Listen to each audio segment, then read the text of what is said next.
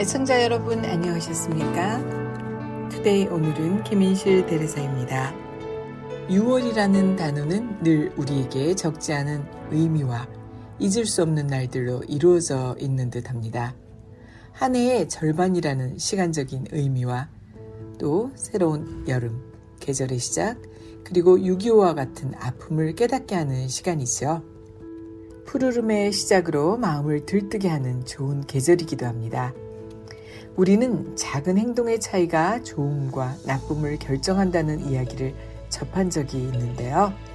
순간의 우월적인 행동이 남에게 고통과 상처를 줄 수도 있다는 것도 알고 있습니다.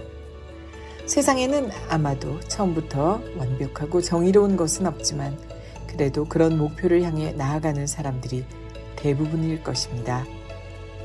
또 평범하고 사소한 것들이 무엇보다 중요하다는 것도 우리는 이미 알고 있습니다. 우리 일상에서 지켜야 하는 당연한 도덕과 타인에 대한 존중은 일상의 불문율이니까요. 그리고 살아가면서 중요한 것 중에 하나가 바로 올바르게 사는 것. 정말 단순하지만 이것이 어렵다는 것도 알고 있죠. 지금은 모든 것이 이미 포화 상태이고 많은 혼란으로 인해서 누구도 상상할 수 없게 하루가 변하고 있습니다. 가끔은 모든 것들이 우리를 불안하게 하지만 그래도 우리에게는 우리만이 가질 수 있는 도덕과 정의를 다루는 능력이 있습니다. 이 또한 하느님께서 우리에게 주신 특별한 은사겠죠. 변화하는 세상 속에서도 우리 자신을 잘 관리하는 여러분이 자랑스러운 오늘 하루. 김인실 대리사의 투데이 오늘은 여러분과 함께 지금 시작하겠습니다. 오늘 만나실 글은요, 데일 카네기의 인간관계론에서 준비했습니다. 인간 행동에 관한 아주 중요한 법칙이 하나 있습니다. 우리가 그 법칙을 지키면 곤란한 상황을 마주할 일이 거의 없을 것입니다. 사실 그 법칙을 지키면 아주 많은 친구를 얻고 변함없는 행복을 누리게 될 것입니다. 하지만 이 법칙을 어기는 순간 우리는 끝없는 문제에 봉착할 것입니다. 그 법칙은 다음과 같습니다. 언제나 상대방이 중요한 사람이라는 생각이 들도록 대하는 것입니다. 존 듀이 교수는 이렇게 말했습니다. 중요한 사람이 되고 싶은 욕망은 가장 근본적인 인간의 본성이다. 인간 본성의 가장 근본적인 원리는 인정받고 싶은 갈망이다. 인간을 동물과 구분하는 특징이 바로 이 갈망이며 이 갈망 덕분에 문명이 이루어졌습니다. 철학자들은 인간관계의 원칙에 관해 수천 년 동안 고찰해왔으며 그 결과 한 가지 중요한 교훈을 얻을 수 있었습니다. 이 교훈은 새로운 사실이 아니며 인간의 역사만큼이나 오래된 내용입니다. 조 로아스터는 3000년 전 페르시아에서 신자들을 모아놓고 이 교훈을 가르쳤습니다. 중국에서는 2400년 전 공자가 이 교훈을 가르쳤습니다. 부처는 예수님이 태어나기 500년 전에 겐지스 강가에서 이 교훈을 가르쳤습니다. 힌두교의 경전에는 그보다 1000년이 앞서 이 가르침을 전했습니다. 예수님은 1900년 전에 유대인의 돌투성이 언덕에서 이 교훈을 말씀하셨습니다. 남에게 대접을 받고자 하는 대로 너희도 남을 대접하라. 사람은 자기가 만나는 사람들에게 인정을 받고 싶어 합니다. 사람은 자신의 진정한 가치를 인정받고 싶어 합니다. 자기 세상 안에서는 중요한 사람이라는 느낌을 받고 싶어 합니다.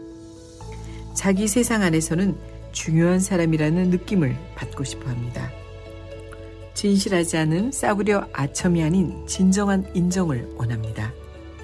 우리는 친구와 동료들에게 진심으로 인정받고 아낌없이 칭찬받고 싶어 합니다.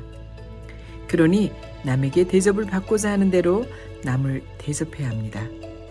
어떻게, 언제, 어디서? 대답은 이렇습니다. 언제나 어디서나입니다. 내가 라디오 시리의 한 직원에게 헨리 소베인 사무실 번호를 물어본 적이 있습니다. 깔끔한 유니폼을 입은 그 직원은 정보를 나누어 주는데 스스로 자부심을 가지고 있었습니다. 그는 분명하고 정확한 말투로 대답했습니다. 헨리 소베인, 18층 1816호입니다. 나는 엘리베이터로 달려가다가 잠깐 멈춰서 다시 직원에게 돌아가 말했습니다. 제 질문에 멋지게 대답해 주셔서 감사합니다. 아주 분명하고 정확하게 대답해 주셨어요. 마치 예술가처럼 말씀해 주셨어요. 매우 드문 일이죠. 기쁨에 찬 표정으로 그는 내게 왜 자기가 그렇게 말을 끊어서 정확히 말했는지 이유를 말했습니다. 내 몇 마디 말로 그의 자존감이 높아졌습니다. 그리고 나는 18층에 올라가는 동안 그날 오후 인간의 행복 총량을 조금은 더한 것 같은 뿌듯한 기분이 들었습니다.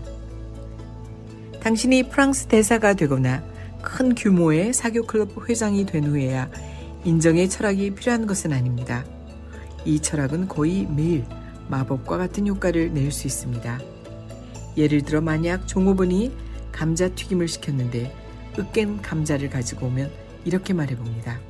귀찮게 해서 죄송하지만 저는 감자튀김을 더 먹고 싶은데요. 그러면 종업원이 이렇게 대답할 것입니다.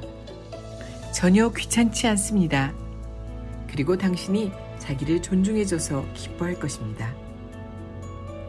귀찮게 해서 죄송하지만, 실례지만, 부탁드리지만 괜찮으시다면 고맙습니다 등과 같은 사소한 말은 일상의 단조로운 쳇바퀴에 톱니바퀴를 부드럽게 돌아가게 하는 작은 예절입니다. 이와 더불어 이러한 말은 제대로 가정교육을 받았다는 표시이기도 합니다. 자명한 사실은 여러분이 만나는 거의 모든 사람은 어떤 면에서는 여러분보다 자기가 우월하다고 생각한다는 것입니다. 그러므로 상대방의 마음을 다가서는 확실한 한 가지 방법은 그 사람의 세상에서 그가 중요한 존재임을 여러분이 진심으로 인식하고 있다는 것을 살며시 그가 깨닫게 하는 것입니다. 에미슨의 말을 기억해 봅니다. 내가 만난 모든 사람은 어떤 면에서 나보다 우수합니다. 그래서 나는 그들에게 배웁니다. 한심한 것은 성취감을 정당화할 수 없는 사람들이 보통 겉으로 소리를 지르거나 공격적이고 추악의 소란을 피우고 우쭐대는 것으로 자신의 내적 부족함을 채운다는 점입니다. 이런 사람들을 셰익스피어는 이렇게 표현했습니다. 인간, 자만한 인간이여. 하찮은 순간의 권위를 입고 드높은 하늘 앞에서 천사들도 슬퍼할 터무니없는 수작을 부리는구나. 여성이 여러분을 사랑하게 하는 방법을 알고 싶습니까? 여기에 이 비밀이 있습니다. 효과적인 방법입니다. 이것은 나의 생각이 아니고 미국의 작가이자 여성 사회운동가인 도로시 딕스의 말입니다. 그녀는 여성 23명의 마음과 돈을 훔친 유명한 중혼자를 인터뷰한 적이 있습니다. 딕스가 그에게 여성의 마음을 사로잡는 비결을 묻자 그는 비결 같은 건 따로 없다고 말했습니다. 그저 여성에게 그녀 자신에 관해 이야기를 해주었을 뿐이라고 했습니다.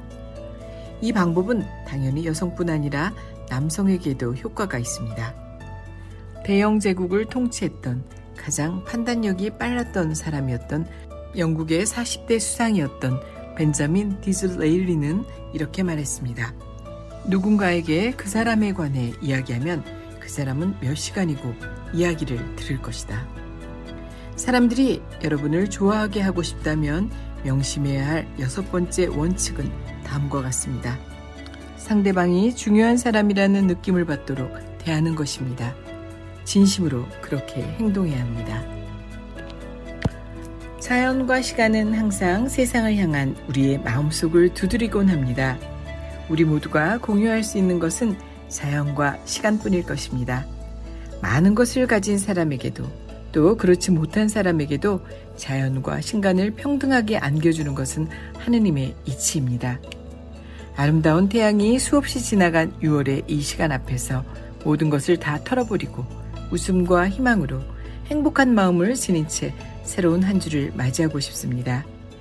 애청자 여러분, 어떤 한 주를 보내고 싶으신가요? 비록 그 모습이 지나간 한 주와 같은 모습일지라도 우리 자신이 새로운 마음으로 맞이할 수 있었으면 좋겠습니다. 우리가 아닌 다른 누군가의 시선으로 세상을 바라보는 여유로 이 한 주가 더 나은 하루가 되기를 바라봅니다.